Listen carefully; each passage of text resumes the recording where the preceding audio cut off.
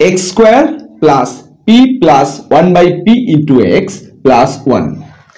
এই বীজগণিতিক রাশিটিকে আমরা খুব সহজেই উৎপাদকে বিশ্লেষণ করে ফেলতে পারি। মাই ডিয়ার ফ্রেন্ডস, দেখো অঙ্কটা কতটা সহজে আমরা উৎপাদকে বিশ্লেষণ করে ফেলতে পারবো। প্রথমে আমরা যে কাজটা করব, প্রথমে একটা সমান চিহ্ন দিয়ে নেব, তারপর এক্স স্কোয়ারটাকে আমরা লিখব, প্লাস দেব, পি এর সঙ্গে এক্স গুণ আছে, তাহলে পি আর এক্স যদি গুণ করি তাহলে কত পাবো, পি এক্স পাবো, প্লাস আরেকটা 1/p রয়েছে, 1/p এর সঙ্গে যদি এক্স গুণ করি তাহলে আমরা পাবো x/p, প্লাস 1টা তো শেষে ছিল। এবার আমরা যে কাজটা করব, প্রথম যে টার্ম দুটো রয়েছে x square plus P x, একটা এক্স স্কোয়ার আর একটা পি এক্স, এই দুটো থেকে কি মিল আছে খেয়াল করব। এই দুটো থেকে তোমরা দেখতে পাচ্ছ এক্স মিল আছে, তাহলে এক্সটা আমরা কমন নেব।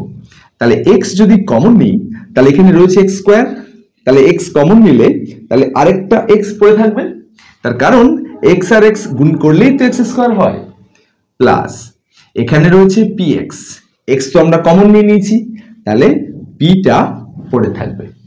ঠিক তারপরে একই ধরনের কাজ আমরা করব, প্লাস দেবো, এই দুটো থেকে কি মিল আছে, আমরা এমন ভাবে একটা কমন নেব যাতে করে আমরা কমন নেওয়ার পর এক্স প্লাস পিটা পেয়ে যাই।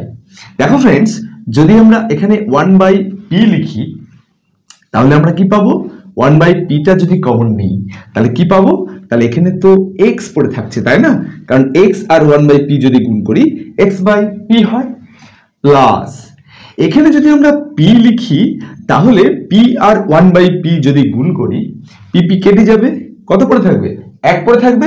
দেখো ফ্রেন্ডস, এখানে একই আছে, তাহলে 1/p যদি আমরা কমন নিই তাহলে 1/p এর সঙ্গে x গুণ করলে x/p, প্লাস করতে প্লাস 1/p আর p গুণ করলে p কেটে গেল 1, তাহলে আমরা হিসাব ঠিকই করেছি।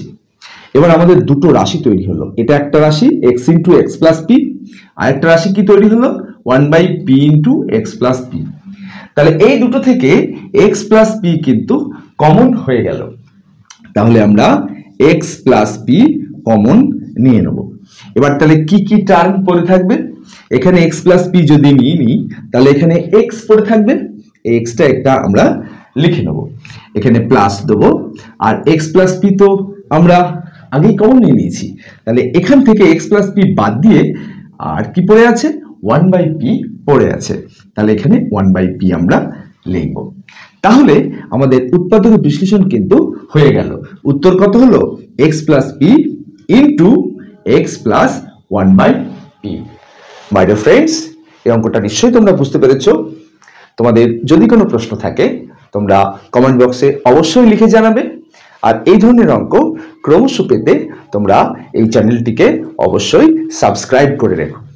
আজ তাহলে এটুকুই, আবার দেখা হবে নেক্সট ভিডিওতে।